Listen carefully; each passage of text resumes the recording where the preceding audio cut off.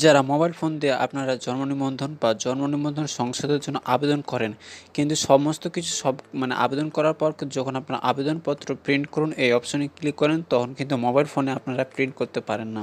তো এই ভিডিওটি দেখলে আপনি মোবাইল ফোনে কীভাবে আপনি আবেদনপত্রটি প্রিন্ট করবেন সেই বিষয়ে জানতে পারবেন। তো আপনি আমার এই চ্যানেলে নতুন হয়ে থাকলে অবশ্যই চ্যানেলটি সাবস্ক্রাইব করবেন এবং পাশে থাকা বেল আইকনটি বাজিয়ে দিবেন।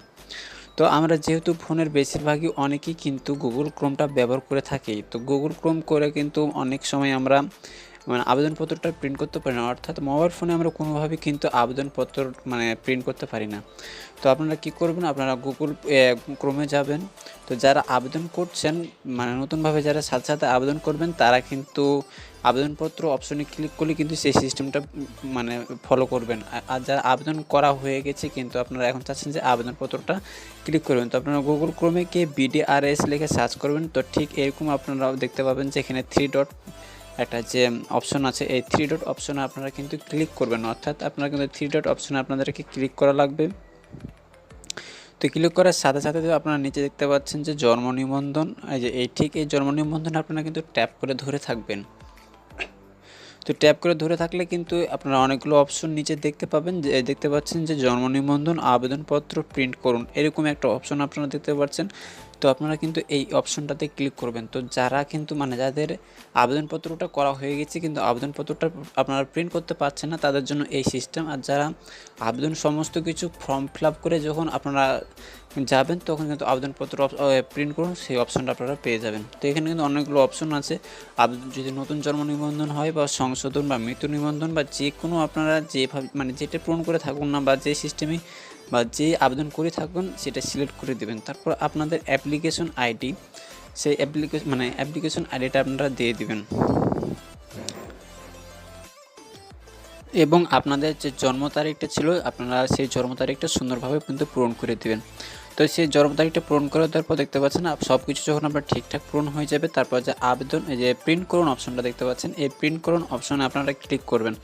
তো প্রিন্ট করা অপশনে ক্লিক করলে কিন্তু সরাসরি ইনস্ট্যান্ট কিন্তু আপনার মোবাইল ফোনে যে PDF ভিউয়ার বা এই যে এরকম একটা অপশন আপনাদেরকে নিয়ে চলে আসে, তার কারণে কিন্তু অনেকেই আপনারা PDFটা ডাউনলোড করতে পারেন না। অনেকের ফোনে হয় কিন্তু প্রায় 90% লোকেরই কিন্তু হয় না। তো কী করবেন, আবার আপনারা ব্যাক আসবেন এবং যে প্রিন্ট করুন এই অপশনটাতে আপনারা যখন এই প্রিন্ট করুন অপশানে ক্লিক করবেন তখন আপনাদেরকে যে কাজটা করতে হবে সেটা হচ্ছে আপনাদেরকে খুব ফাস্ট এবং ইনস্ট্যান্ট কাজটা করতে হবে। তো আমি ওপরে ক্লিক করতে হবে। তো আবার আপনাদেরকে বলছি যে প্রিন্ট করুন অপশনে ক্লিক করার সময় আপনারা প্রিন্ট করবেন এবং সাথে সাথে কিন্তু একটা লিঙ্ক এখানে লোড নেবে।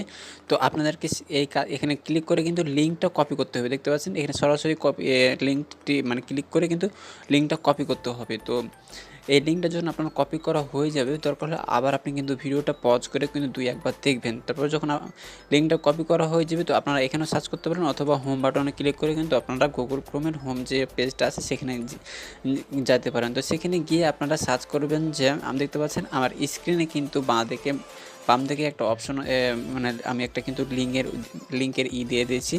আপনারা এই নামটা সার্চ করবেন অথবা আপনারা আমার ডেসক্রিপশন বক্স থেকে কিন্তু সরাসরি যেতে পারেন।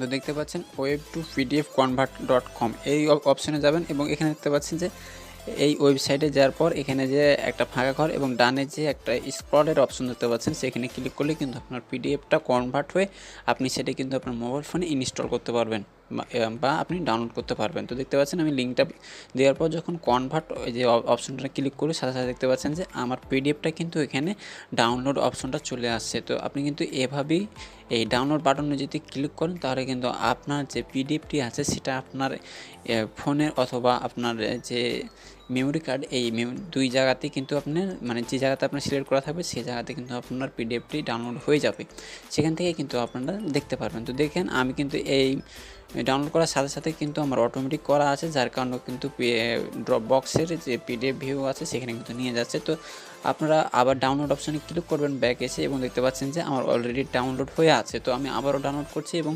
ডাউনলোড করার পর আপনাদেরকে মেমোরি কার্ডে গিয়ে দেখাবো যে আমার ফোনে এটা সেভ হয়েছে কি হয়নি।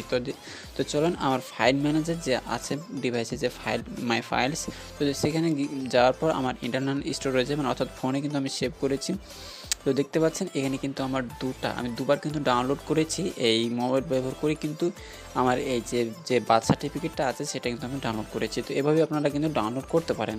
তো ভিউয়ার্স, ভিডিওটি যদি ভালো লাগে এবং আপনি যদি উপকৃত হন তাহলে কিন্তু অবশ্যই আমাদের চ্যানেলটি সাবস্ক্রাইব করবেন।